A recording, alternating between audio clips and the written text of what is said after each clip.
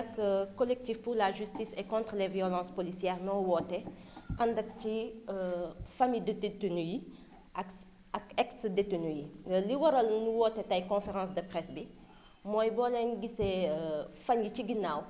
dañ doon wax ci li xewoon ci camp pénal ci kaso Koutal bi mooy grève yi fa détenus yi defoon mooy ci wàllum bi coronavirus bi ñëwee ba tey permettre ñu leen ñu recevoir ay visites wala lekk yi doon mbokk yi doon indi ba suñu camarade Guy Marius Sagna génn ci yu bëri bind ci wax ci collectif bi tamit wax ci looloo waral nag bi famille des détenus yi ak ex détenus yi déggee suñu problème yi ñu exposé ak yi ñu ci jot a wax yépp ñoom ñoo ñëw vers ñun ne ñu kat li ngeen wax lu bëri des na si moo waral nag ñoom tey jii ñu ñëwal waxal ñoom seen bopp lu ñu jot a dund waaye li fa xew tamit ba tax na kàddu gi dañ koy bàyyi suñu camarade yi Mamadou Dia mi xam ne c'est un ex détenu ak Lathir mi xam ne tamit ex détenu la Madébi Sidibé moom it c'est un ex détenu ils vont revenir dinañ ñëwaat ci lii xam ne mooy problème yi am ci kaso gi madame Fanta Sidibé doomam moo nekk ci kaso bi depuis ñaari at kenn àttewu ko kenn enquêtu ko moom dina ci ñëw amplement ci li jot a xew yépp mais pour wax ne collectif bi pour la justice et contre les violences policières loolu mooy liggéeyam mooy képp koo xam ne kii tey jii injustice dal na sa kaw waxuñu nag dañuy défendre l'indéfendable mais détenu bu nekk am na droit boo xam ne mooy ñu préserver ko ci biir kaso gi moo waral tey ji suñu taxawaay di woo ñoo xam ne xëy na xamuñu collectif bi am na ñu ñëw fekk si ñu ci xeex bi parce que comme ni ma ko waxee léegi nii détenu bu nekk dafa am droit parce que nit la malgré erreur yi ñu def wala ñu bañ koo def mais en tout cas am nañ droit boo xam ne ñu ñëpp dañ ko war a respecter rawatina nag ñi yor nguur gi kon sans plus tarder damay bàyyi kàddu bi à Mamadou Dia mu ñëw plus amplement ci li xew. ñun ñoo nekkoon fële am lu ñu fa jot a dund bàyyi fa ñoo xamante ni ñu ngi koy dund ba léegi mu gën a metti sax peut-être waaw te am na fu ñu ko jooyee fu dul peut-être ñun ñu jooyal leen ko ànd seek yéen di yéen ñi taskatu xibaar yi waaw man nag damay ñëw si di ñaan muy lan ki nga xamante ni moo ñu yilif ñun ñëpp yore réew mi ak ñi nga xamante ni ñoom la àndal si liggéey googee nga xamante ni ñooñu ñu teg loxo si seen loxo la ñu nekk muy le président de la république ak le ministre de la justice waaw si li nga xamante ni bu ñu si mënee jàppale mën nu see dimbali suñu mbokk yooyu fa nekk ndax nekk bi metti na lool xëy na du ma mën a wax lépp xëy na kii dina wax lii man ma wax lii keleen wax la le muy lan man damay ñaan si njëkk xëy na mooy li nga xamante ni détenu moom nañ ko nu mën leen ko jox si wàllum libération conditionnelle wala grâce présidentielle lu si mel ni grâce bi dañuy tout le temps dafa nekk loo xamante ne ñu ngi si xeex ñu ngi si wax boobu ba léegi muy ñu nekk si biir rek ñu nekk si biti ñu ngi siy wax muy prérogative présidentielle loo xamante ni président moo ko moom di ko maye waaw nu seetlu ni nag dañ koy booleeg li nga xamante ni bonne conduite détenu ka nga xamante ni si loxoom la nag muy application des peines mu am lu mu si moom waaw muy nag li ñuy wax libération conditionnelle bu nu sañoon mu doon lu régulier di am très souvent mais nuy bañ a di xaar grâce présidentielle di ko si boole di ko si dugal loolu daal gars yi ñu ngi koy jooy lool di jooy itam ñi nga xam dañu def appel parce que na nga gis un détenu qui est condamné par exemple à une peine de 10 ans mu préventionné 4 ans na tëj ko 10 ans mu def appel day toog ba 9e année d'incarcération 9e année bi nga xamante ni mu ngi nekk si kaso bi war a toll si 10e année ñu doon di ko wax appel wala sax na nga gis koo xam ne dafa tëdd ba mu jeex duñ ko wax si appelam te du ki nga xam ne dafa def appel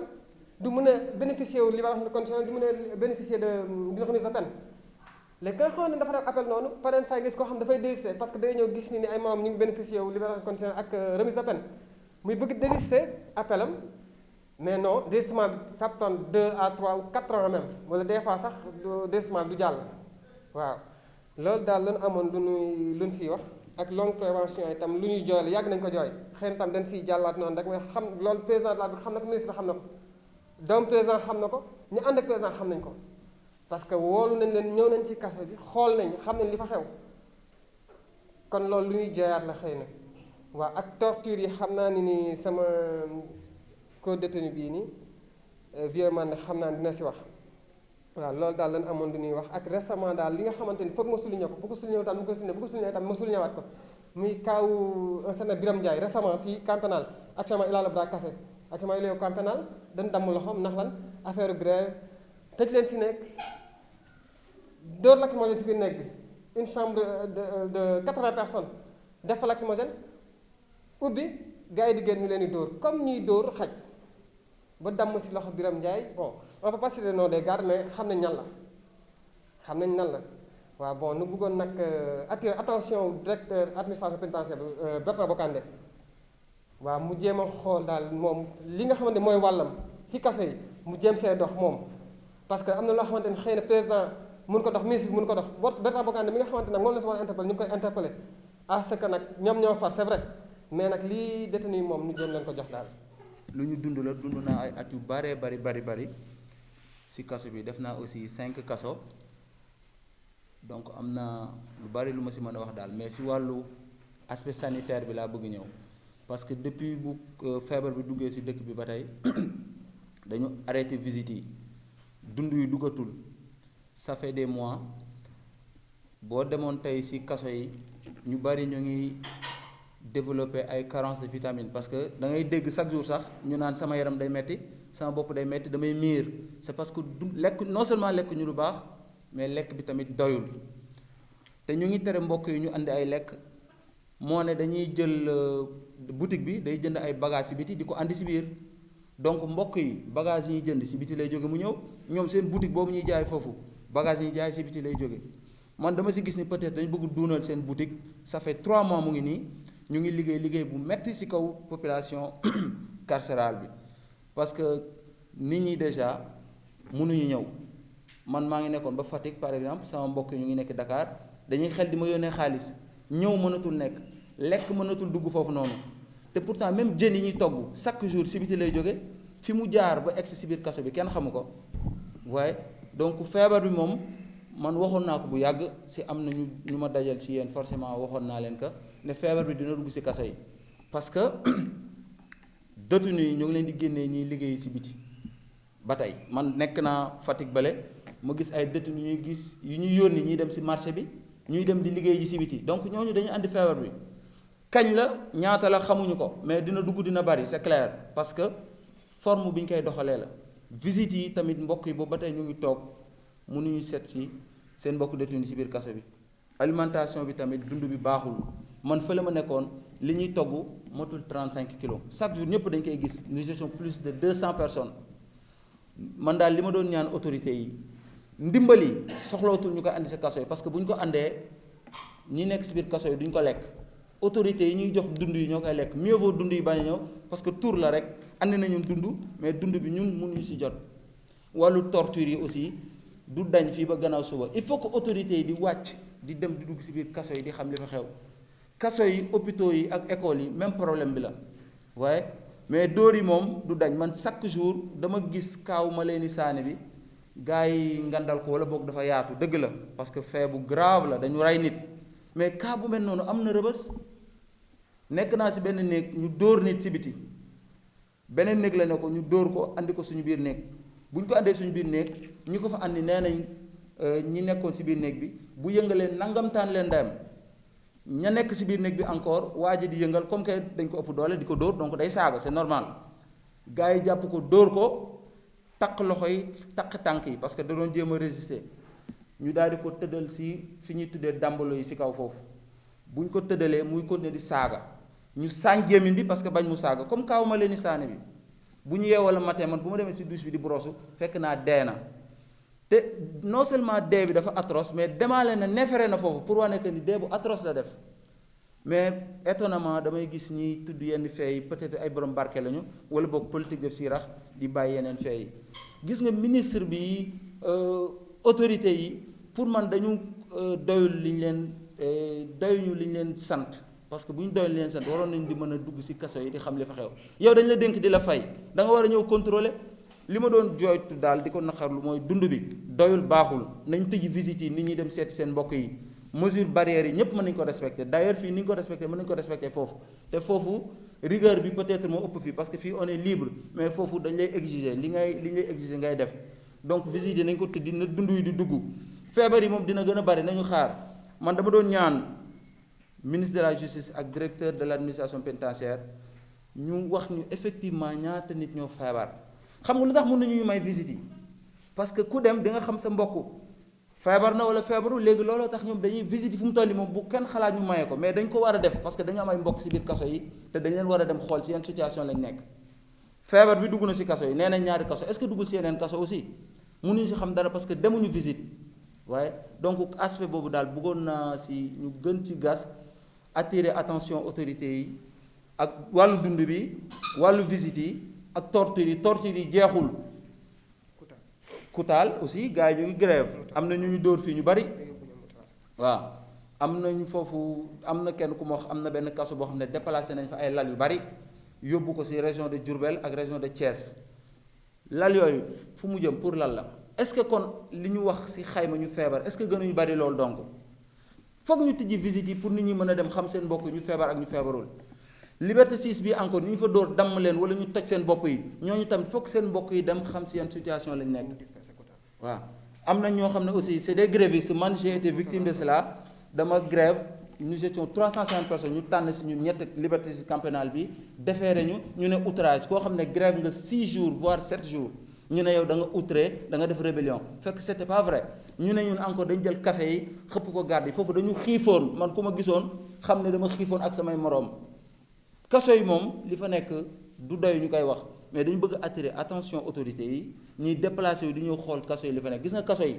dafa am ñu def dañ leen di jàpp tëj leen état de droit lañ nekk seulement bu mu am affaire kumba am ndey ak kumba amul ndey ku def dañ lay jàpp tëj mais ku ñu jàpp tëj aussi ñu joxe sa àq ak sa yelleef li gën a ndaw mooy sa nite bu mu dañ ci yow grève naa di naqarlu mauvaise condition de vie yi ñu nekkoon fii cité Konaché bi day am problème ndox déjà waaye donc loolu yàgg nañ ko dund foofu noonu yooyu lañ doon grève ak dund bu bon bi boutique bi camp pénal bi fii mais fan ngeen gisee kaso boo xam ne dafa mayga c'est parce que ils y gagnent dañuy profité aussi vulnérabilité détenus yi ak seen pression bi ñu leen teg di leen di jaay mayga bu nekk ci kaso commerce la boutique yi dafa fees del fu mu toll nii autorités yi dañu bëgg corona bi dem 1 an ñi yor kaso yi pour ñu gën a mën a jaay seen boutique yi yaa ngi fees del bagage yi Petersen lañ koy jëndee ak côté Mor Yombale lañ koy jëndee donc bagage yooyu sax mën na am feebar bi dugal ko ci biir agent yi tamit yemuñu ci biir même période bu ñu waxee confinement semi confinement agent yi ñu ngi génn man li may wax dama ko dund gis ko man bu ma ñëwee ñibbisi jógee ginnaaw kaso bu yàgg bu ma ñibbisee suñu kër dama genre def auto confiné wu parce que fi ma nekkoon am na ñoo xam ne dañ leen di andi bi ñu leen di andi respecté wuñu règlement yi donc man dama ragaloon andi ko sama mbokk yi donc man bu ma ñëwee dama def genre auto confinement ba 15 jours waaye genre quarantaine xool sama bopp loolu daal bokkoon na ci li ma doon naqari bëgg ko eggee bari na parce que ay at li ñu fa dund bari na gis nañ fa lu nekk nag mën nañu wax fii ba gannaaw suba du jeex. dund nu kaso man ku ma ciy laaj dama ciy sawar loolu sax parce que day doon loo xamante ne man lépp lu may wax rek dafa doon loo xamante ne dama ko dund kaso bu njëkk fekk na ma fi kaso bu mujj fekk na ma fi kon lépp lu ma waaye laaj ci kaso te ma dund ko man ñeme naa man pour taxaw man pour wax ko waaw grève bii passé bi amoon camp pénal man bañ ma woowee téléphone vite fait dama def benn vidéo woo ki nga xamante ni mooy kii DAP bi Bokandé ne ko mu sol dàllam dem prison bi xool lu fa xew te bu paree mu solaat dàllam dem si ki nga xamante ne mooy ministre de la justice mu rendre ko compte yaakaar naa su ma juumul moom def na loolu parce que après dégg naa ministre bi ñëw na kon côté boobu noonu alhamdulilah rabbil alamin am na yoo xamante ne chaque jour man li may nekk kaso yëpp mais damay dégg gars yi di kaso mais ba tey dara changé wul kañ lay changé kañ chaque jour même wax ñun tey groupe bii nii bu waxee da ngay gis suba ñu wanewaat beneen groupe bu wax kañ lay changé kañ lay changé doy na waar kaso nag ñaar moo fay yóbbu nit kaso ñaar ñoo fa nekk ki def ak ki deful kiñ tooñ ak kiñ tooñ léegi nan nañuy xàmmee kii moo tooñ ak kii dañ koo tooñ léegi benn affaire moo fa am da ngay ñëw ñu ne la lan préventionné xaw ma lan correctionnel nga ñëw war fa teg benn 2 ans 3 ans doo ko dem enquête Sénégal enquête 3 mois rek doy nañu si dëkk bi lañu dëkk du ñu ay étranger du ñu ay burkinabé grève Jelman dafa am droit grève mais pas grève violence grève da nga koy teg ci yoon maanaam boo greffé bu la neexee nga takk sa bandeau rouge man noonu laa doon greffé man su may greffé damay takk bandeau rouge toog sama biir néeg mais garde yi doon nañ ñoo xamante ne tey jii bu ñu doonee 6 personnes 7 personnes bu ñu déggee ñu ne dañoo greffé ñoom dañuy tiit parce que ñoom boo gisee ñuy dóor lacrymogène ñoom maanaam dañuy tiit moo tax ñuy dóor lacrymogène parce que ñu fekkante ne booy dañu leen ngi song loolu mooy indi catastrophe yi côté boobu moom ministre de la justice maa ngi ko ciy lancé message mu wax ak ñi nga xamante ne ñooy ay élément am waaw te yàlla rek a tax man sama kaso bi tëdd mais man alkaati laa jotel benn alkaati bu ñuy wax Matar Diop alliance Maxa mu dem ba kaw la xaw ma fan di fa tudd ay Al Capo mooy ki nga xamante ne moom la ñuy wax moom moo rey booy bi doon dawal kii bi ni ñu ko waxee Jakarta bi kooku affaire de gel lañ moo ñu boole ma ak moom ramas lañ ma def man indi ma mu ne ma dootoo ko defati ma ne ko boo dee yàlla tawal xel pour man ay sóob la nii de mu defal ma station des malfaiteurs vol à réunion détention arme blanche si benn nit 3 jours ñu génnee ma ne ma kaay signé man leen lan laay signé koo entendre nan lay signé nii maag moom ñu may njur ko bruit commissaire bi génn ne lan la ñu ne noonu dafa bañ a signé commissaire bi ne mais moom bindal leen ko refuse de signer ñu bindal ma refuse de signer tapé defeere ma dem toog 3 mois dem enquête toogaat 3 ans juge bi woowaat ma ne ko mais monsieur le juge man sonn naa fee de mu ne ma woy Latir effectivement plaignant yi da laay woo nii boobu ba léegi nii kërëb nangam sàngam loolu amul problème li ci des nañ bàyyi lépp ci loxo suñu borom man daal benn message daal laay sànni benn message surtout nag jeunesse bi surtout message boobu laa leen sànni yéen ñi nga xamante ne yéenay jeunesse bi di jàngum bandi wala di jàngum waga billaahi ku ci lu waay mën a def jaayante ko ba bañ a teg fële sa tànk rek na nga ko jaayante parce que fële na la beneen affaire la kaso bu njëkk day yar nit wante léegi kaso léegi dafay yàq nit gars yi fële léegi dañuy former benn genre dañuy former benn genre banditisme kaso waaw gouvernement bi ñoom léegi dañuy former benn dañ lay former bandi maanaam ni ngay dundee biir kaso yow li ñu lay teg ni muy mettee xam nga li ngay dund yow bu la yàlla bëggul dëgg boo génnee rek da ngay sànku parce que dafa am benn genre soxor buy nekk ci yow da ngay gis benn xale bu ndaw boo xamante ne mat nga ko papa mu lay wax ak yow di la gëdd nga wax ak moom benn wax bu ndaw sax mu dóor la mbéj yóbbu la poste balaa ñëw compliqué gars yi séq nañ la mais séq boobu ñu lay séq koo ci dóor dootoo ko defati parce que ñoom ñëpp ñoo far waaw pour muy leer dafa am benn affaire nag bu ma jaaxal nag boo xamante ne waa kaso bi ñoom woo wax ma ko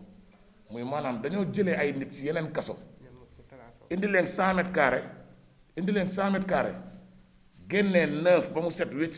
ñu dugal leen foofu quarantaine leen loolu jaaxal na ñu bari kenn liir ko journal kenn wax ko télé. sama doom dafa nekk prison Rebeuss yàgg na fa lool def na fa 1 an dugg ci 2 ans woowuñu ko enquête àttewuñu ko ma fa doon dem nag dem bi jafe na mënatuma faa dem mënatuma cee jot mënatuma déggante ak moom xam naa nag li waral loolu corona bi la boobu ba léegi nag déggante wuñu mënuma fa dem te foofu li ma fa gën a naqari da ngay jaayante yóbbu dund pour sa njaboot pour sa doom muy Amadou yóbbul ko dund te boo demee dañuy wax lii day dugg lii du dugg dañuy bëgg ñoom nga leen di yónnee xaalis boo amul xaalis nag marché ngay jaayee da ngay jaayante di bëccëg sa bëccëg di jënd sa mu xam sa di jënd sa couscous da nga koy bëccëg marché gëlër yaa sax dañ koy bëccëg ni ngay jaayantee ba am sa dund nag pour yóbbul ko sa doom def ko sa benn colis soo ñëwee ñu ne du dugg ni nga ko yenoo ñëw nag da ngay tayal la yenwaat di ko delluwaat da ngay obligé xool koo tane ci bunt bi koo yërëm mu yelwaan nga jël ko may ko te duñ xam noo jaayantee ba am ko yóbbu ko man sama doom góor fekk si wu ma ci jigéen fekk si wu ma ci mais jigéen lu garrière nag fajar laa yeewu guddi laay tëdd di ñafeel sama bopp pour jàppale sama njaboot nekkin bi fee metti loolu nag léeg-léeg garde yi dañ lay tooñ dóor la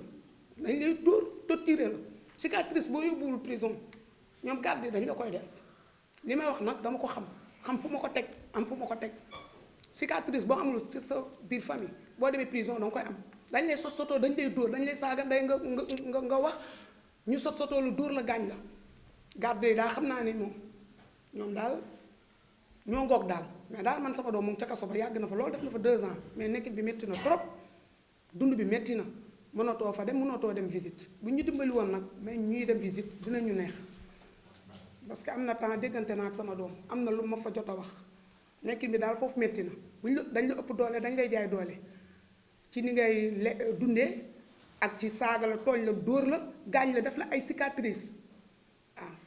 ñu la dee dóor nag dañ lay monote bàyyi la nga fanaan ba bërsëg loolu teguñu ko fenn kuy dund ci kaw suuf nag da nga am ay droit jànguma nag waaye xam naa ne moom man am naa samay droit. cheetetetet mais yow sawaay yow fu ñu la fekk yaa ngi ci kanamu ordinateur bi wala sa kanamu tablette ba sa téléphone portable lu xew mais damay lire ay information